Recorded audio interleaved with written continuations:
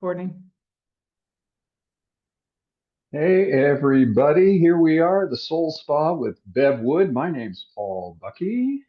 Hi Bev, Hi, Paul. Hi, and everyone. I get to be the stooge for the Soul Spa, and today we're talking about full moon things. So I have read and I've looked into numerous posts that have come my way, and it talks about the full moon festivals and celebrations. So let us know, what's the significance of these celebrations or festivals? And what full Yeah, moon are we dealing with here? that's a good question, Paul. Hey, What is thanks. the significance of the full moon? Well, first of all, we are in the Cancer full moon. And let's just set a little bit of foundation because we are supposed to be participating every month in these festivals. And we'll go into that why of that in a little bit, but let's set the foundation of what happens between the sun and the moon in the full moon festival. So first of all, at the exact time of the full moon, an aspect takes place called an opposition. This is when we see the full light on this side of the moon because the sun and the moon are in exact open alignment. So at that time, there's four phases, as we know, of the moon. This is the one where it's totally accessible, the full light of the moon. So let's look at the significance of what is happening. First of all, we call it the Cancer full moon, although we know that the moon itself is in its opposite sign of Capricorn. So why do we call it a Cancer full moon when it's the sun that's in Cancer and the moon in Capricorn? First of all, the sun itself symbolizes divine consciousness. The moon symbolizes the mass consciousness of humanity. It naturally rules Cancer, so kind of makes sense, and I'll get into that in a little bit. So in the Ageless Wisdom, we are told that the moon has no light or life of its own. It is literally dead and void, and it will ultimately become etheric, which means that we are not going to be able to see it with the naked eye. It has been dead and void for millions of years. And it has a significant, profound DNA for humanity, which is very esoteric and very ancient. But just suffice it to say, the moon, this is why the moon has such an effect on humanity during the full moons. It will ultimately not, because we will evolve enough to handle those kinds of energies. But for right now, the only light that the moon receives is from the sun, the solar light and life that we all live and move within. So what is significant is that it is at these times that humanity is the little wills of men have an opportunity to be brought into an alignment of the divine mind of God. That's what this is all about. So we need to enter into every month individually, but mostly as a group, where we can give over our little need to control and really tune in to what is being asked of us. Because I will say again, we are more powerful and more significant to this planetary life than we have ever forgotten even. We're trying to remember with a deeper awareness what our part is here. Remember the question last time, what are we here to do? What is our purpose? Who are we? These full moons give us an opportunity once a month to really work and to become part of that. So when I say polarity, remember we live in a world of duality where we have two forces working. And I said before, our work is to find the midway point between these two polarities. Polarity is a relationship, and astrology is the psychology of relationship. So we have these two polar opposite or complementary, actually, these two complementary signs. And I say that because they are the two sides of one coin. In the physical world, that is just the fundamental law. There's two sides to a coin, and our job is to find and work in that midway point. So both of these signs are two arms of the cardinal cross, as I said at the Cancer solstice.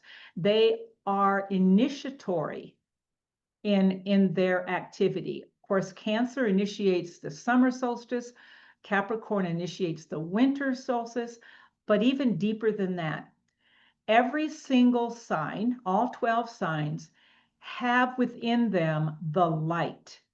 It works with the light. That's the theme that runs through all 12 of these energies.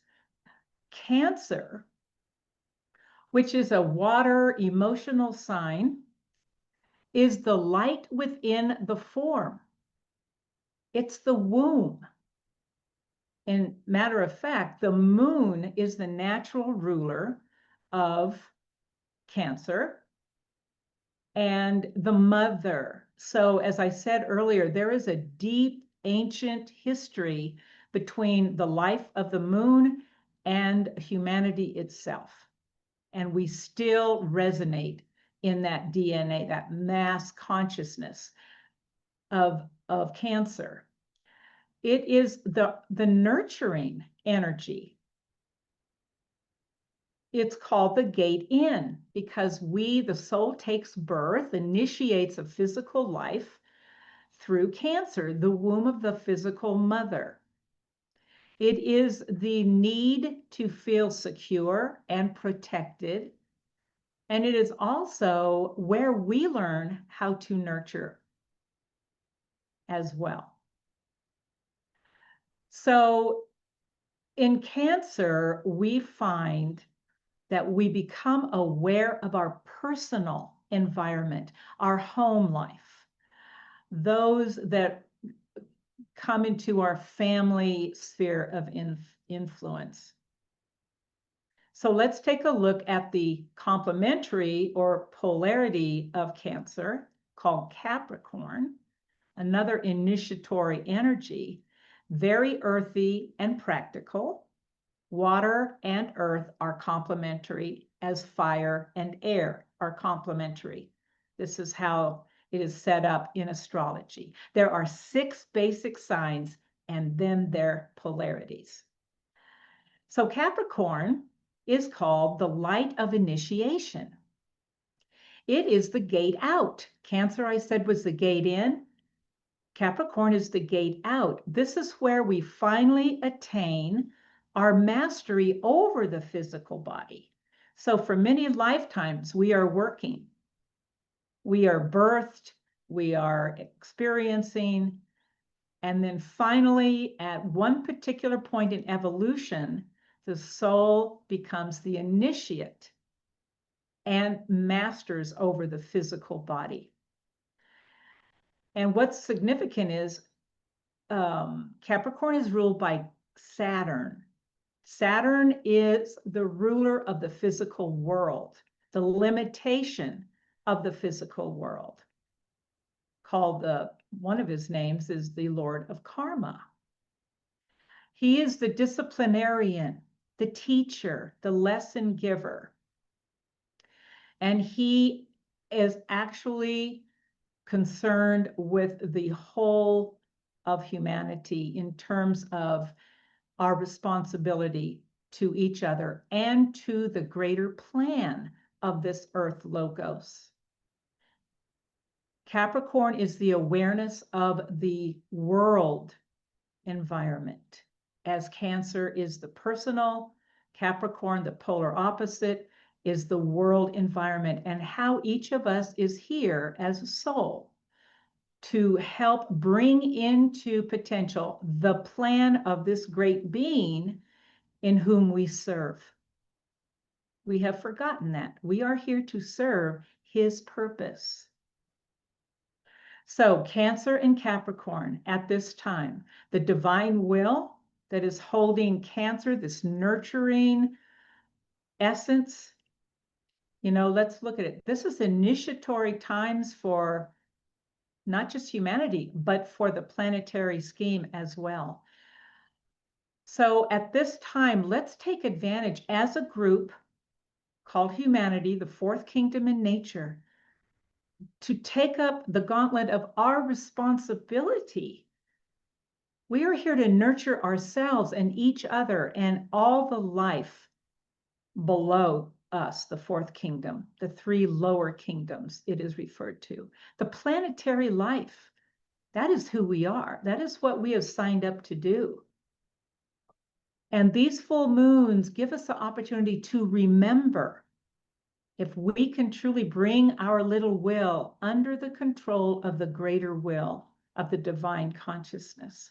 This is the significance of the full moons. So let's let the light of divine consciousness guide our intentions here. What is our intentions as we live in this world of duality? We are literally here to help lift this great life into his spiritual potential. I wish you all happy, happy Cancer full moon blessings. Okay. Thanks for the blessing. Now I got a question. How do you Okay. do this? Yes. You say, to find the midpoint, conscious intentions. I mean, those are all nice abstract concepts. Uh, so is there a quote unquote doing of this in our personal lives? And also part of that question is the work during the full moon more significant than in between full moons? First of all, the first part of your question, we must, every single one of it always begins with the individual. Okay, esoteric astrology eventually starts looking at us as a group soul, but individually, we all have to bring ourselves into the rhythm of something greater than our little personal lives, bringing ourselves into the rhythm of the soul. The soul is what we work through to get in touch with what the divine plan is. And yes, at the exact time of the full moon is the very potent, profound opportunity to do just this, to be present. You and I talk about that all the time, to be present in the moment, at that exact moment of the full moon.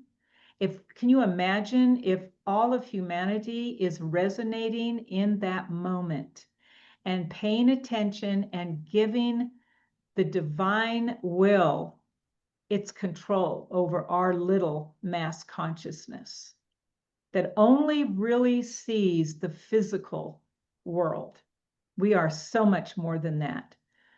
So as we evolve more consciously, there's going to be more and more of humanity tuning into these festivals. This is the plan.